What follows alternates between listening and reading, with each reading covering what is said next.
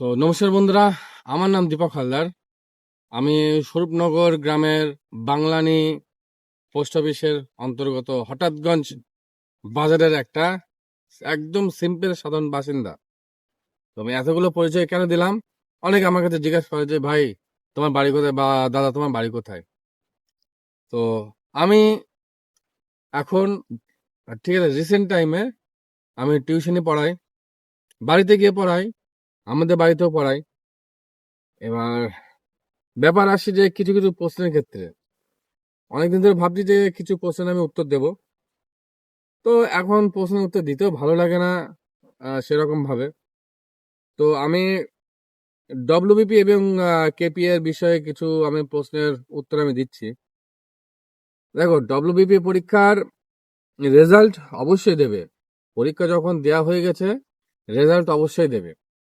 এবার কখন দেবে একটু ওয়েট করে যাও, একটু ওয়েট করে যাও। তোমার তো এক্ষুনি চাকরিটা নিয়ে নিচ্ছে না যে তোমার চাকরি আর কি ছিনিয়ে নেবে, কিচ্ছু হবে না, তোমাদের কোনো চিন্তা করার দরকার নেই।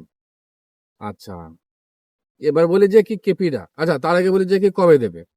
কবে দেবে, দেখো, ভোটের আগেও হলে দিতে পারে, ভোটের পরে হলে দিতে পারে। যদি ভোটের পরে দেয় তাহলে একটু সময় লাগবে, আর ভোটের আগে হলে তো কোনো ব্যাপারই না। তো তোমরা এখন তোমাদের আনন্দ করার সময়, আমি তো আগের ভিডিওতে বলেছি যে তো এটা এখন তোমাদের মানে আনন্দ করার টাইম, ফুল একদম ফুল মস্তিতে আনন্দ কর, যাদের ঠিকঠাক নম্বর আছে। আর যাদের বলি যে কি কেপিদের এখন কোনো চান্স নেই, যেটা আমার ব্যক্তিগত মনে হয়।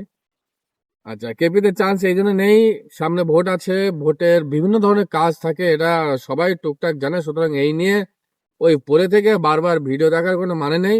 আমিও এই নিয়ে দুটো তিনটে ভিডিও বানিয়েছি, আমারও ভিডিও বানাতে ইচ্ছা করে না। আর কেউ কেউ জিজ্ঞেস করে যে কাট অফ মার্কস কত যাবে। আরে ভাই, কাট অফ মার্কস এই এই এইভাবে কাট অফ মার্কস হয় না। কারো কাট অফ মার্কসের ভিডিও দেখো না, ডিমোটিভেট হয়ে থাকবা। বা এমন হতে পারে তুমি অতিরিক্ত আশা করে রেখেছো, সেই আশার ফল তুমি হয়তো পেলে না, তখন কিন্তু এমন তুমি তোমার মাথা ডিমোটিভেট হয়ে যাবে এবং এমন তুমি পিছলে গিয়ে পড়বা, সেখান থেকে কিন্তু ফেরত আসাটা খুব মুশকিল হয়ে যাবে। সুতরাং বিন্দাস থাকো, চিল থাকো। আর কেপির জন্য বলবো, সময় আছে, খাটতে থাকো, মেন পরীক্ষার জন্য পড়াশোনা করতে থাকো। যারা পড়নি হয়তো, বা তোমাদের মনে হচ্ছে যে আমি পাস করে যেতে পারবো, তাদের জন্য বলবো যে একটু তোমরা পড়া শুরু করো। আচ্ছা, এবার আসি আমার আরো ব্যক্তিগত কিছু প্রশ্নের ক্ষেত্রে। না, আর আর কি, আমার তো কোনো ব্যক্তিগত প্রশ্নই নেই।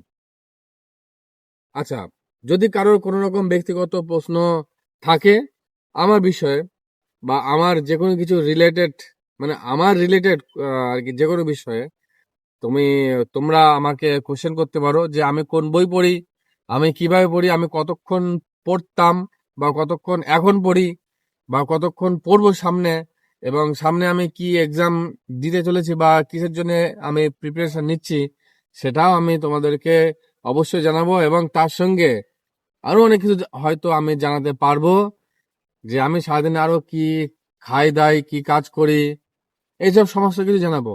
আর একটা কথা মনে রাখবে, টিউশনি পড়াই মানে এই নয় যে আমি বাড়িতে চুপচাপ বসে থাকি। আমার মতন জীবন কাটাতে গেলে আমসত্ত্বর বেরিয়ে যাবে পোঙা দিয়ে, আর কি বলবো। ঠিক আছে, তো এটা মনে রেখো, খুব কঠিন জীবন, কারোর সঙ্গে কারোর তুলনা করো না।